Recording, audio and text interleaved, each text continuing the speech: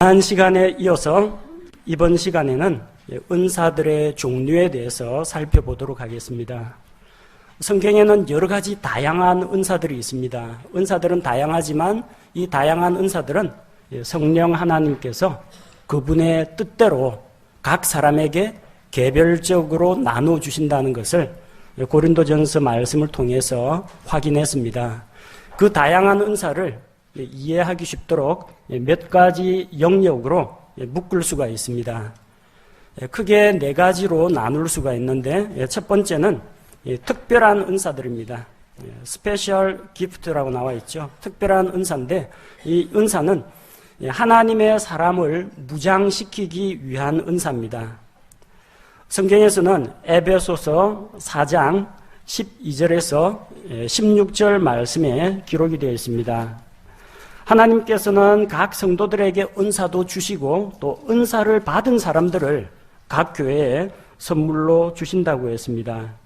그래서 에베소서 4장 11절에서는 그분께서 더러는 사도로, 더러는 대언자로, 더러는 복음 전도자로, 더러는 목사 겸 교사로 주셨으니 이렇게 기록하고 있습니다.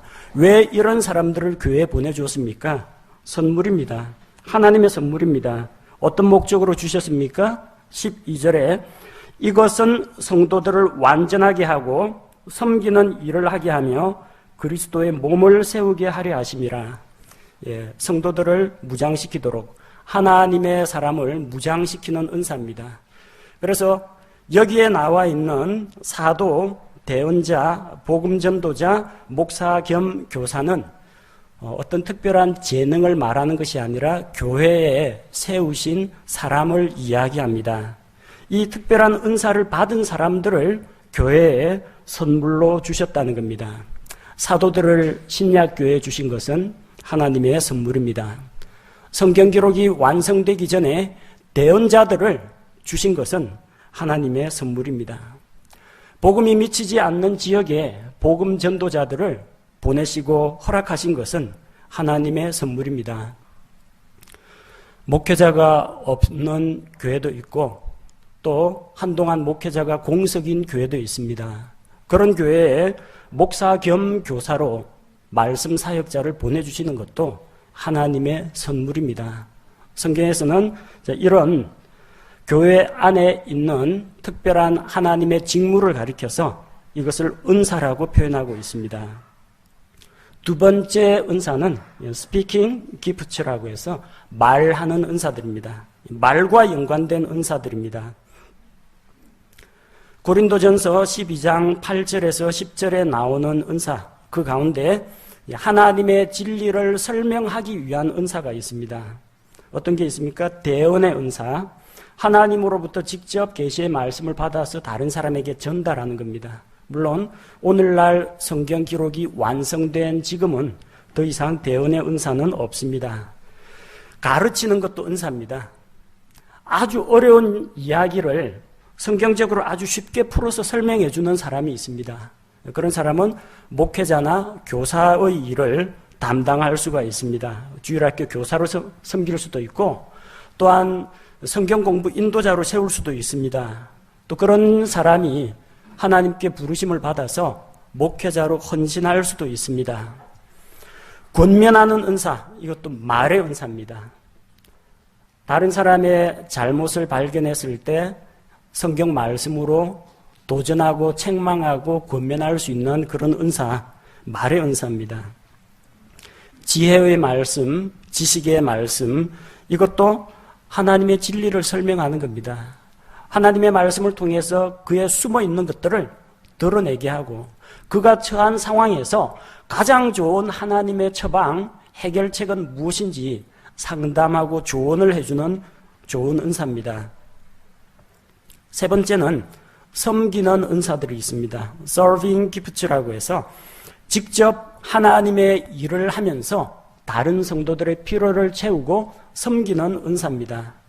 그래서 섬김, 봉사의 일, 나누어 주는 것, 다스리는 것, 긍휼을 베푸는 것, 다른 사람을 섬기는 은사들에 해당합니다. 네 번째는 표적 은사들이 있습니다. 표적 은사는 왜 주셨느냐? 하나님의 권위를 나타내기 위해서, 하나님의 권위를 세우기 위해서 주신 것입니다. 믿지 않는 유대인들은 표적을 구합니다.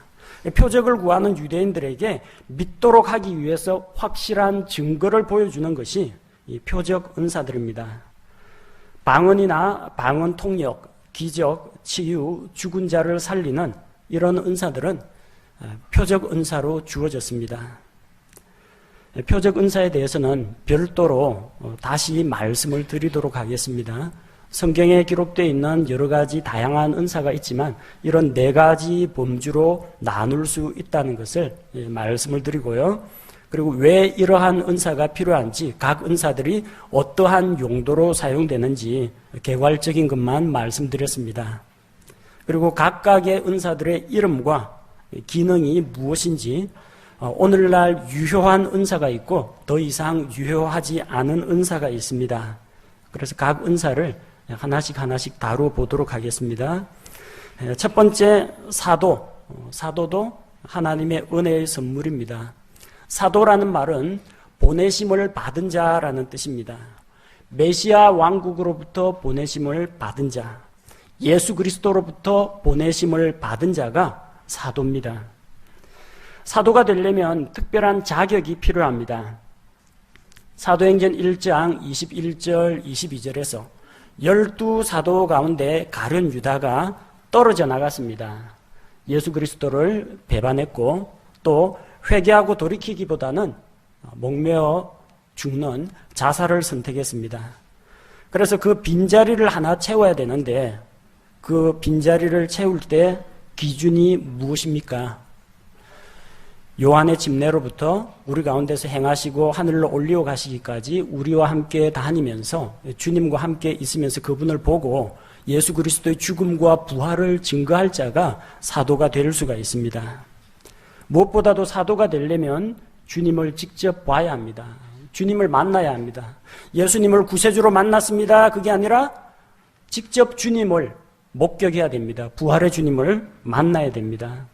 고린도전서 9장 1절에서 사도 바울의 권위를 인정하지 않는 고린도 성도들을 향해서 뭐라고 이야기합니까? 우리 주 예수 그리스도를 내가 보지 못하였느냐? 나 주님 만난 사람이라는 겁니다. 내가 사도의 표적을 행하지 않았느냐? 다른 사람에게는 사도가 아닐지라도 내가 너희에게는 사도라는 것을 이야기합니다. 두 번째는 고린도 후서 12장 12절 말씀과 같이 사도의 표적을 행해야 합니다. 예수님께서 사도들을 보내면서 권능을 주셨습니다. 새 언어를 말하며 병든 자를 낫게 하며 마귀들을 쫓아내고 죽은 자를 살리고 독을 마실지라도 해를 입지 않는 특별한 권능을 주셨습니다. 그런 사도의 표적을 행해야만 사도라고 할 수가 있습니다. 이 사도를 세우신 이유는 무엇입니까? 예수 그리스도라는 기초 위에 주 건축자로서 그리스도의 몸인 교회를 세워나가기 위해서였습니다. 이 사도의 은사는 일시적으로 주어진 은사입니다. 교회가 세워지던 초창기에 주어졌습니다. 사도 요한 시대에, 사도 요한 이후에 사도의 시대는 끝이 났습니다. 오늘날에는 사도는 존재하지 않습니다. 보통 은사주의자들 가운데서 신사도 운동가들은 자기들이 사도다라고 이야기하면서 은사주의자들이 이야기하는 그런 기적이나 능력을 행한다고 합니다. 그러나 성경 기록에 의하면 사도가 되려면 주님을 직접 만나야 합니다. 사도 바울은 사도입니까? 맞습니다. 그는 부활하신 주님을 다마스커스로 가는 길에 직접 만나 뵈었고 사도의 권능을 행했습니다. 죽은 청년 유두고를 일으켰고요. 멜리데섬에서 독사에 물렸지만 아무런 해를 받지 않았습니다.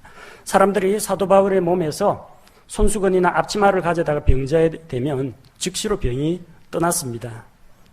자, 그래서 사도 바울은 사도라고 합니다만 오늘날 능력을 행한다는 신사도 운동가들은 사도가 아닙니다. 왜 아니냐? 그들은 주님을 보지 못했습니다. 내가 성경을 통해서 주님을 만났습니다. 그걸 말하는 게 아니고 직접 눈으로 부활하신 주님을 만나야만 사도가 될 수가 있습니다. 또한 사도의 표적을 다 행할 수 있어야 됩니다. 모든 병을 다 고칠 수 있어야 됩니다. 오늘날 그런 사람은 없습니다. 즉시로 병이 나아야 합니다. 기도원에서 한 3개월간 더 기도해 봅시다. 이런 변명은 통하지 않습니다. 내 믿음이 부족하구나. 환자 탓으로 돌려서도 안 됩니다. 질병 종류나 환자의 상태나 그의 믿음하고는 관계없이 병을 다 고칠 수 있어야 합니다. 신경통이나 우울증은 고치는데 팔 부러진 거라든지 암은 못 고친다. 그럼 사도가 아닙니다. 이거는 되고 저거는 안 되고 그게 아니라 하나님의 능력이면 다 될 수 있어야 합니다. 오늘날 이런 능력을 가진 사람은 존재하지 않습니다. 사도의 시대는 이미 끝이 났습니다. 두 번째는 복음 전도자입니다. 여러 지방을 다니면서 복음을 전하고 교회를 세우는 자입니다. 그래서 이분들은 교회를 맡아서 담임을 하기도 하지만 전도 여행을 주로 떠나면서 복음이 아직 미치지 않은 곳에 말씀을 선포하고 교회를 세우는 일을 합니다. 믿지 않는 자에게 복음을 전파하는 그런 은사입니다. 오늘날에도 순회 복음 전도자들이 많이 있습니다. 미국에는 특별히 교회에 담임을 맡지는 않지만 이 지방 저 지방 다니면서 복음을 전하고 그 가운데서 이제 사람들이 어느 정도 형성이 되면 교회를 세우고 또 다른 곳으로 떠나고 그런 사역을 하시는 분들이 많습니다. 교회 시대가 계속되는 동안은 오늘날도 여전히 유효한 은사라고 할 수가 있습니다. 세 번째는 이제 목사 겸 교사입니다. 에베소서 4장 11절에 나오는데 목사 겸 교사는 목사와 교사가 아닙니다. 목사 따로 교사가 아니고 목사 겸 교사, 목사는 교사를 겸하고 있습니다. 이것은 하나의 직무를 말합니다. 영어로 읽으면 이렇게 나올 겁니다. Some apostle, some prophet, some evangelist, some pastors and teachers라고 나오는데 some 어떤 이는 이렇게, 어떤 이는 이런 은사, 어떤 이는 이런 은사, some이라는 말이 몇 번 나오는지 보시기 바랍니다. 목사하고 교사에는 some을 따로따로 쓰지 않고 하나로 묶어서 이야기하고 있습니다. 이게 5개가 아니라 4개입니다. 그래서 목사의 일은 교사를 겸합니다. 목사가 복음을 선포합니다. 설교 말씀도 전합니다. 성경 공부도 인도합니다. 특강도 지금 하고 있습니다. 교사의 일까지 겸하고 있는 것입니다. 그러나 교사라고 해서 모두 다 목회자인 것은 아닙니다. 그런 차이점이 있습니다. 목회자가 되려면 그래서 중요한 것 중에 하나가 가르치는 은사가 있어야 합니다. 하나님의 진리를 담대히 전하는 것도 필요하지만 그 진리를 알아듣기 쉽도록 이해하기 쉽도록 전달할 수 있는 그런 은사가 갖춰져야 목회 일을 할 수가 있습니다. 대언자도 하나님의 은사입니다. 대언자는 예언자가 아닙니다. 옛날에는 구약 성경에서 선견자라고 불렀습니다. 선견자. 근데 나중에 그걸 대언자라고 바꿔주었습니다. 선견자라는 말이 어디 나옵니까? 사울이 아버지의 잃어버린 나귀를 찾으러 가는데 찾지를 못했어요. 그러다가 여기에 사무엘이라는 선견자가 있다고 했습니다. 그 당시 사람들은 무엇을 잃어버리면 선견자에게 물으러 가자 했습니다. 먼저선 볼견. 먼저 앞을 내다본다는 이야기입니다. 그러니까 선견자가 원래 하나님께서 선견자를 세운 일은 내가 회개하지 않으면 하나님의 진노가 임할 것이다. 이런 그의 미래를 선포하는 겁니다. 내가 순종하면 하나님의 복이 임할 것이다. 이런 걸 선포하는 게 선견자예요. 근데 선견자라는 말을 그냥 듣다 보니까 사람들이 미래를 알아맞히는가 보다 해가지고 잃어버린 물건 찾으러 선견자한테 가는 거예요. 그 다음부터 하나님이 선견자라는 말을 대언자라는 말로 바꿔주셨습니다. 대언자입니다. 예언자 아닙니다. 선지자 아닙니다. 먼저선 알지, 먼저 알고 있는 자가 아닙니다. 개역성경에 보면 아브라함에 대해서 아비멜렉 앞에서 아브라함은 나의 선지자다 했는데 아브라함은 선지자 아닙니다.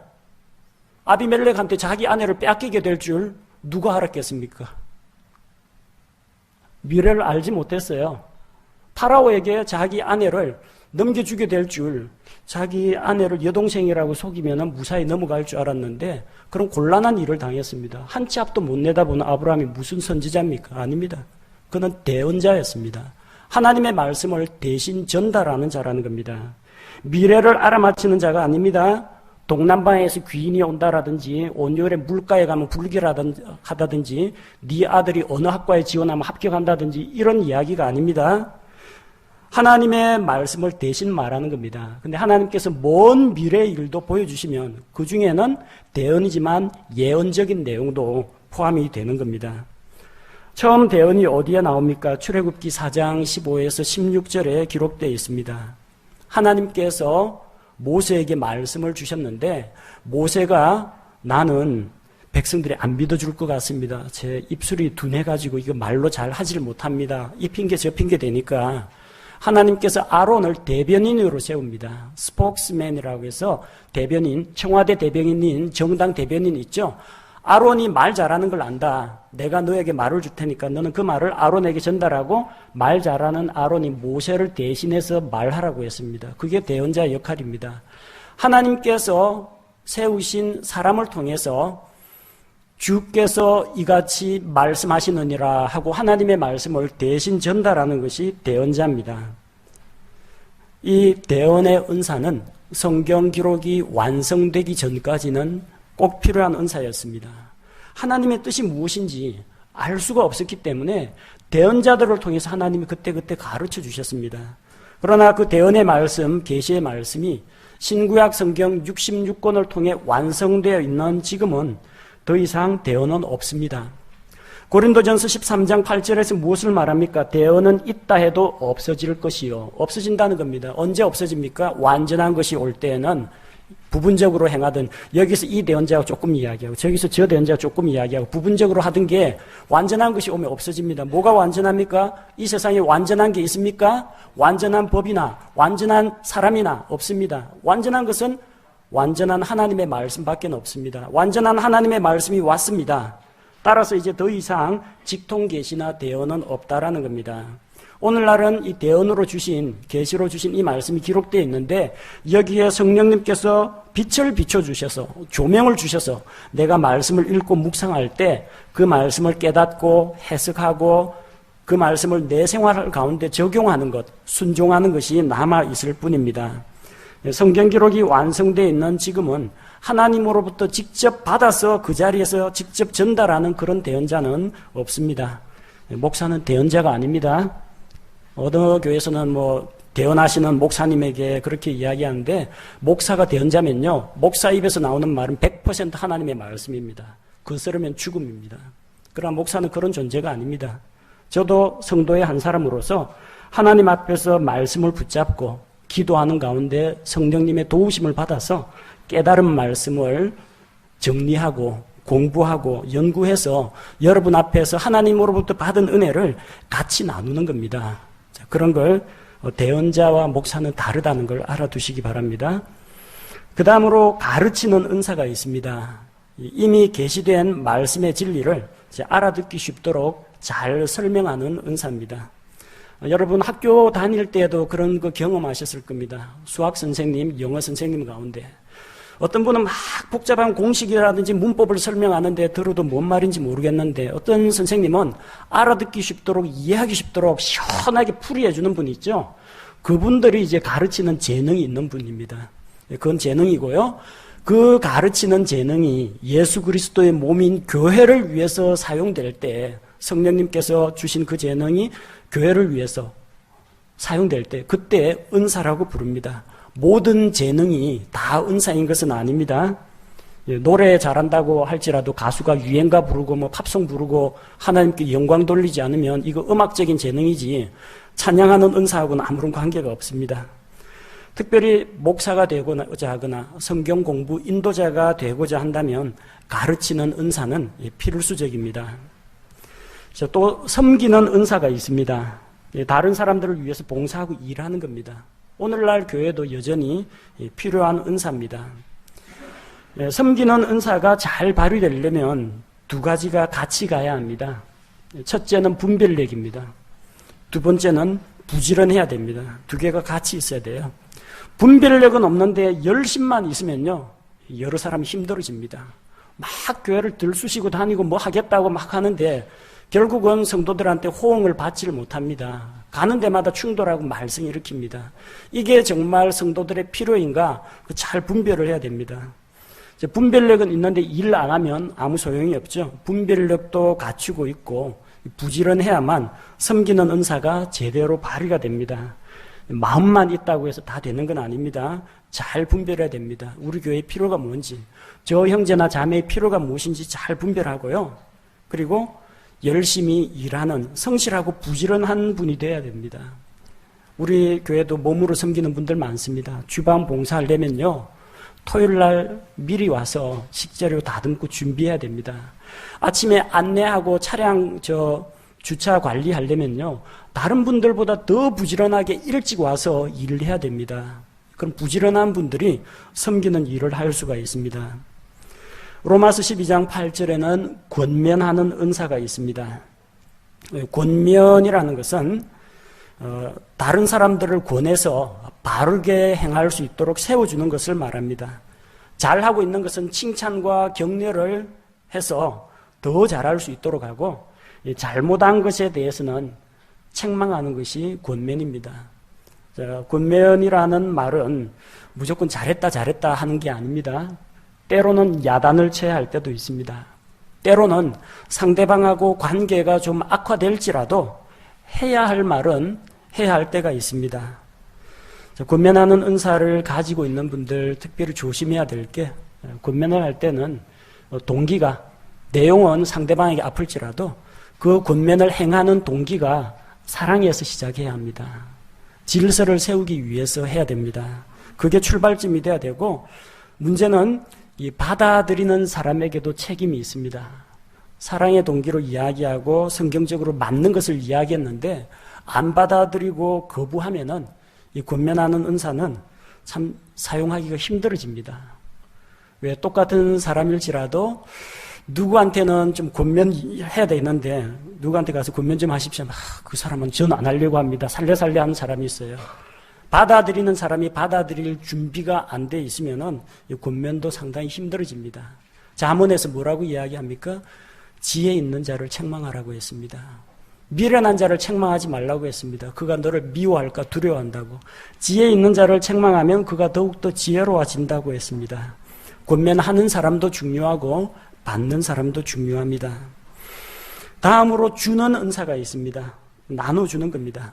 성령님의 도우심을 힘입어 사람들에게 필요를 따라서 나눠주는 은사입니다.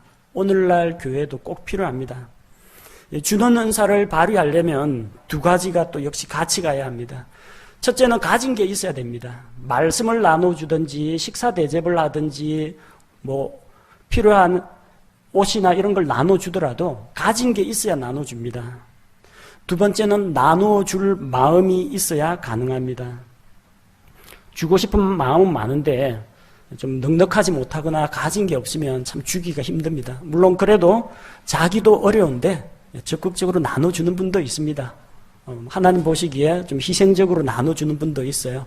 대단히 감사한 일입니다. 근데 한편으로는 그게 자기 가족들에게 짐이 되지 않도록 해야 합니다. 너무 이게 아버지나 어머니가 주변의 사람들한테 나눠주기를 잘 하다 보면요, 정작 자기 집안하고 자기 식구들을 챙기지 못하고 가정에 불화가 생길 수도 있습니다. 나눠주는 은사 가지신 분은 일단 하나님으로부터 좀 많이 받아야 됩니다. 그리고 받은 걸 움켜쥐지만 말고 나눠주고자 하는 넓은 마음이 있어야 가능합니다.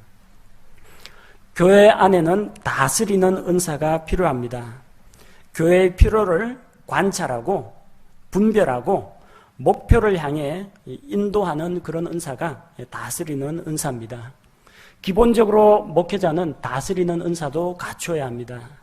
목회자가 강단에서 설교하고 성경 공부만 인도하는 게 목회가 아닙니다. 그는 목사의 직무이고 목사는 동시에 장로요 감독입니다. 장로로서 영적인 지혜를 다른 사람들에게 말씀을 통해서 가르쳐주고 상담과 조언을 해줘야 하고, 감독으로서 교회가 나아가야 할 방향과 또 행정 조직과 그리고 이단 사상이 들어오는 것을 경계하고 성도들을 지켜주고 교회의 앞일을 계획하고 설계하는 이런 다스리는 은사가 같이 갖춰져야 교회의 감독, 목양자라고 할 수가 있습니다. 반드시 목사만 다스리는 은사를 가지고 있는 건 아닙니다. 우리 소모임 리더들 가운데에서도요, 다스리는 은사 가지신 분들이 더러 있습니다. 일 하나 맡겨놓으면요, 계획 착 잡아가지고 계획대로 딱 추진하고 결과에 대해서 딱 보고를 하고, 안 되는 것은 무엇인지, 어떠한 도움이 필요한지 즉각 이렇게 커뮤니케이션을 하는 분이 있습니다. 그렇게 해서 계획이 세워지고 집사회에서 결정이 나면 그건 그냥 추진하는 겁니다. 집행하는 겁니다. 그런 리더십이 교회 안에도 필요합니다. 이 다스리는 은사를 가지신 분들은 리더십도 필요하지만 지혜와 분별력이 필요합니다. 부지런하다고 되는 거 아닙니다. 군대 생활 하신 분은 알겠지만 머리 나쁘고 부지런한 지휘관만큼 무서운 적이 없습니다. 머리가 안 좋으면 참모들을 빌려다가 참모들 머리라도 빌려야 되는데, 머리는 정 말도 안 되는 기발한 상상을 해가지고 부지런하게 돌아다니면서 쑤시고 다니는 지휘관 만나면 진짜 피곤합니다. 머리 쓰는 건 참모를 좀 의지해야 되고, 밑에 병사는 개인 머리 쓸 생각하지 말고 내려오는 그 지시사항만, 명령에만 잘 순종하면은 군대가 잘 돌아갑니다. 교회도 마찬가지입니다. 머리는 안 좋은데 부지런하게 막 들쑤시고 다니면 여러 사람이 힘들어집니다. 다음으로 긍휼을 베푸는 은사가 있습니다. 어려움 중에 처한 사람을 위로하는 겁니다. 환자들 돌아봐야죠. 홀로 사시는 분들 신경 써가지고 돌봐드려야 되죠. 그 다음에 딱한 가정이 있으면 편하지 않게 교회를 통해서 도움의 손길을 주시는 분들이 있습니다. 이런 분들은 다른 사람의 아픔에 대해서, 또 다른 사람의 그런 어려움에 대해서 불쌍히 여기고 또 그들과 동일시하는 마음이 있어야 가능합니다. 긍휼을 베푸는 은사, 교회 안에 참 중요한 은사입니다. 특히 우리 교회 자매님들 이런 은사 가지신 분이 참 많습니다. 본인도 힘들고 어려운 가운데 있지만 주변에 있는 어려운 성도들 방문하고 위문하고 또 알게 모르게 도움의 손길을 주고 계신 걸로 알고 있습니다. 자, 또 말하는 은사 가운데 지식의 말씀이 있습니다. 고린도전서 12장 8절에도 지식의 말씀이 기록되어 있는데, 이것은 그 사람의 과거나 현재 일을 드러내는 겁니다. 어떻게 그걸 드러낼 수 있느냐? 성령님께서 깨닫게 하시면 그 필요가 무엇인지 드러나게 할 수가 있습니다. 그런데 이 지식의 말씀이라는 것은 고린도전서 13장 8절 말씀과 같이 지식은 있다 해도 사라지리라 했습니다. 오늘날은 뭐 독심술이라든지 그 사람 만나고 머리에 손만 탁 얹으면 그 사람의 과거, 현재가 쫙 다 보인다는 그런 거는 오늘날 없습니다. 하나님께서 그런 식으로 역사하지 않으신다는 겁니다. 하나님의 능력이 축소되었다거나 하나님이 그런 능력이 없어졌다는 이야기 아닙니다. 하나님은 여전히 사람의 모든 것을 아시는 전지전능하신 분입니다. 그러나 오늘날 이 신약교회 시대에 성경 기록이 다 완성된 완전한 것이 온 이 시대에는 그런 방식으로 일하시지 않는다는 겁니다. 다른 사람 이 프라이버시 들춰내가지고 공중 앞에서 말해서 뭐 하겠습니까? 그건 다 마귀가 하는 겁니다. 마귀는 전지한 존재는 아닙니다. 그러나 인간보다도 훨씬 더 오래 살고 있으며 이 오랜 역사를 가지고 있고 이 부하 마귀들, 타락한 천사들 숫자가 워낙 많다 보니까 주변에 있는 그 사람의 할아버지, 그 이전에도 마귀는 있었으니까 그 할아버지가 무슨 병으로 언제 죽은지 다 꿰뚫고 있습니다. 그리고 그 사람하고 만나고 있는 인간관계, 사업관계에 있는 사람도 다 꿰뚫어 압니다. 그러니까 용하게 알아맞힙니다. 마귀같이 알아맞힙니다. 신기하게 알아맞혀요. 그거는 하나님께서 주시는 그런 은사가 아닙니다. 성경은 지식은 있다 해도 사라진다고 했습니다. 지혜의 말씀도 지식의 말씀과 짝을 이루는 은사입니다. 지식이 사실들의 관계에 대해서 누가 언제 무엇을 했다, 어디에 가면 뭐가 있다, 이런 사실에 대한 관계를 이야기한다면, 지혜는 그 지식을 현재 상황에 대입하거나 개인에게 적용하는 능력을 이야기합니다. 지식에 근거해서 처방과 조언을 내리는 은사가 지혜의 은사라는 겁니다. 이것 역시 일시적인 은사에 해당합니다. 사도들의 시대에는 교회가 세워지던 초창기에는 분명히 이런 은사가 있었습니다. 병 고치는 은사, 이건 신유의 은사를 별도로 다루도록 하겠습니다. 간단히 이야기하면 사람의 질병을 치유하는 은사입니다. 물론 오늘날도 하나님께서 성도들의 기도를 들으시고 질병을 고치실 수가 있습니다. 그러나 어떤 사람이 능력을 받아서 환자의 상태라든지 병의 종류에 관계없이 그 즉시로 무슨 병이든지 낫게 하는 그런 은사를 가진 사람은 아무도 없습니다. 그런 은사 가진 분이 있으면 저기 대학병원 중환자실이나 암병동 한 차례만 돌고 나오라고 하십시오. 그럼 죽던 사람 다 살아납니다. 근데 하나님께서는 질병을 허락하시는데도 목적이 있습니다. 징계의 목적으로 혹은 하나님의 영광을 위해서 여러 가지 목적이 있습니다. 모든 병이 다 낫는 것이 하나님의 뜻은 아니라는 겁니다. 하나님의 능력이 축소된 것이 아닙니다. 여전히 하나님은 병을 고치는 능력을 갖추고 있습니다.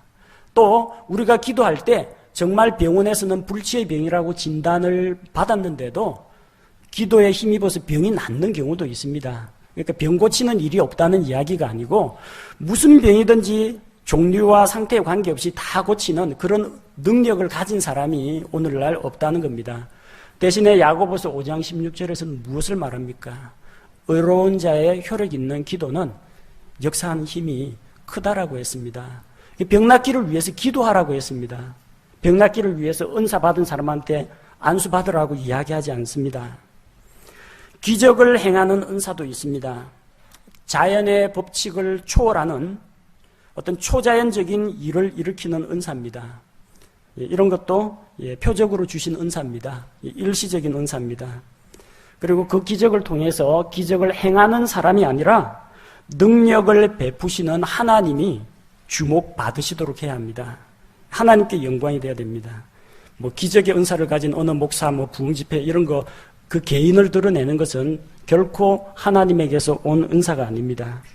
은사가 드러나는 곳에는 예수 그리스도의 이름이 높아지고 하나님께 영광을 돌려야 합니다. 영들을 분별하는 은사도 있습니다. 이것 역시 직접적이고 초자연적인 계시를 통해서 진실과 거짓을 분별하는 능력을 말합니다. 사도행전 5장 1절에서 11절 보면 아나니아와 삽비라 두 이 부부가 짜고서 공모를 해가지고 하나님 앞에 자기 재산 판 거 일부는 감추고 일부는 바치면서 마치 전체를 다 드리는 것처럼 위선적인 행동을 했습니다. 아무도 모릅니다. 베드로가 그거 어떻게 알았겠어요? 하나님께서 거짓의 영이 역사하고 있는 것을 보여주셨습니다. 그래서 거짓말 한다라는 것을 알았습니다. 그 땅을 판 값이 결국 이것뿐이냐? 예, 이것뿐입니다라고 거짓말을 할 때 그 아나니아와 삽비라에게 징계로서 죽음이 내려졌습니다. 오늘날 이런 식으로 사람들의 마음을 꿰뚫어보고 분별하는 그런 능력을 가진 사람은 없습니다. 물론 성경 말씀이 우리에게 완성된 계시의 말씀으로 주어졌기 때문에 어떤 사람이 이상한 교리를 가르친다. 그럼 성경책 찾아보고 그게 성경에 나오는가, 성경 말씀과 일치하는가 요 대조해 볼 수는 있습니다. 그러나 이 영들 분별하는 은사는 초자연적이고 직접적인 계시로 그 사람에게 하나님이 직접 가르쳐 주시는 것을 이야기합니다. 오늘날은 이런 방식으로 하지 않고 완성된 성경 말씀이 분별하는 잣대가 됩니다. 이단이냐 아니냐 이거는 어느 교단에서 이단으로 결정했느냐 안 했느냐가 기준이 아니라 성경 말씀에 근거하고 있고 성경의 교리와 원리하고 일치하는지 안 하는지 그게 기준이 됩니다. 다음으로 타 언어들이 있습니다. 방언에 대해서는 별도로 다루도록 하겠습니다. 이 타 언어들이라는 것은 흔히 방언이라고 개역이 번역이 되어 있죠. 언어를 배우지 않고도 외국어로 하나님의 진리를 드러내는 은사입니다. 왜 이 은사가 필요했겠어요? 복음은 전해야 하는데 외국인들, 이방인들에게도 복음을 전해야 하는데 처음 교회는 히브리 민족으로부터 시작됩니다. 예루살렘에 있는 히브리 사람들을 통해서 복음이 전파됩니다. 사마리아로 전파되었고 핍박을 받아가지고 안디옥으로도 흩어졌고 안디옥에서 또 그리스 말 하는 이방인들에게도 전파가 되었습니다. 이거 외국어 학원도 없고 언어 훈련도 못 받았는데 어떻게 복음을 전합니까?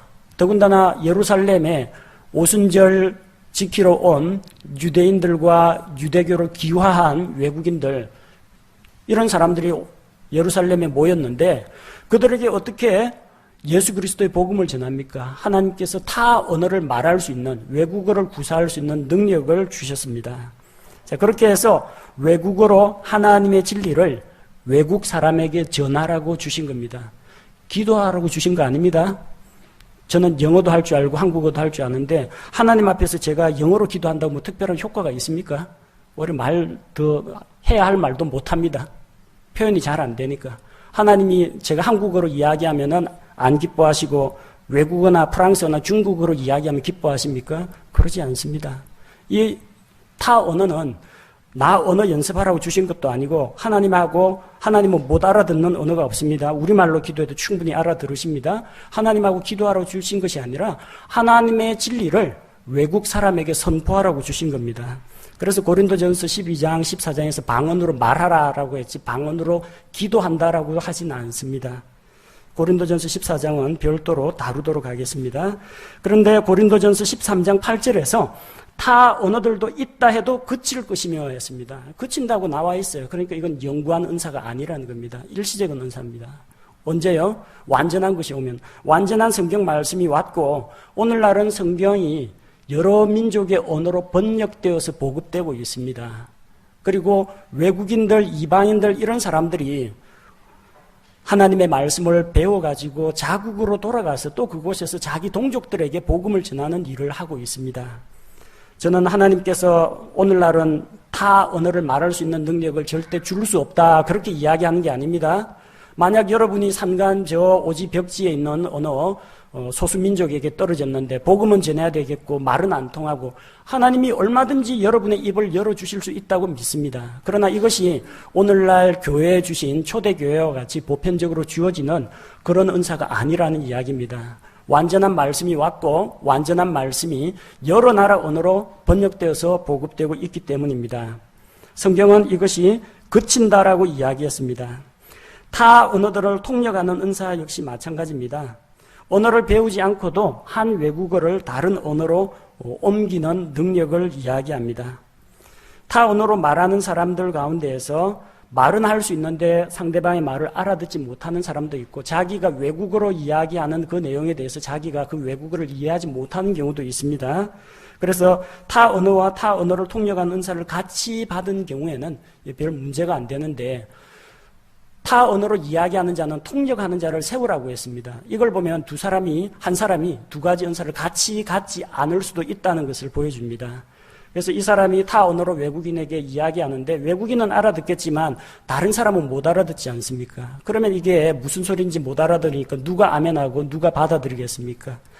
그를 위해서 그 언어를 또다시 모국어로 통역해주는 사람도 필요했다는 것입니다. 자, 이런 여러 가지 은사들이 있는데 그 당시에는 정말로 필요했습니다. 특히 여기 고린도전서 12장이라고 나와 있는데 고린도라는 도시가 항구 도시입니다.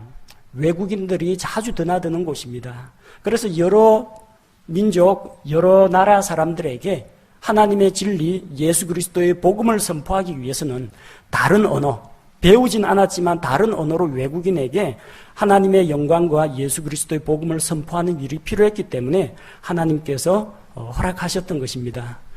그러나 그 초대교회 때 일어났던 사건이라든지 유대인에게 일어난 사건, 사도시대에 일어난 사건을 오늘날에게까지 무리하게 확대해서 적용할 때는 오류를 범할 수 있다는 것을 말씀을 드립니다. 성경에는 은사가 이처럼 다양합니다. 또 낱낱이 기록되지는 않았지만 뭐라고 이름을 붙이기는 어렵지만 교회 성도들의 필요를 관찰하고 채워주는 여러 가지 은사들 분명히 있습니다. 우리는 은사가 어떤 것인지를 바르게 이해하고 이게 성경적으로 합당한 것인지 또 내가 이 은사를 사용함으로 교회의 질서와 덕을 세우고 예수 그리스도께 영광이 되고 또 하나님께도 영광이 되는 그런 은사인지를 잘 분별하고 사용해야 합니다. 은사는 세워주는 것입니다. 남을 비판하기 위한 것도 아니고 남을 넘어뜨리기 위한 것도 아니고 자기를 과시하는 것도 아닙니다. 그런 점을 명심해서 여러분들이 하나님께로부터 받은 그런 은사가 성경적인 원리에 따라 바르게 사용될 수 있도록 해야겠습니다. 제가 기도하겠습니다.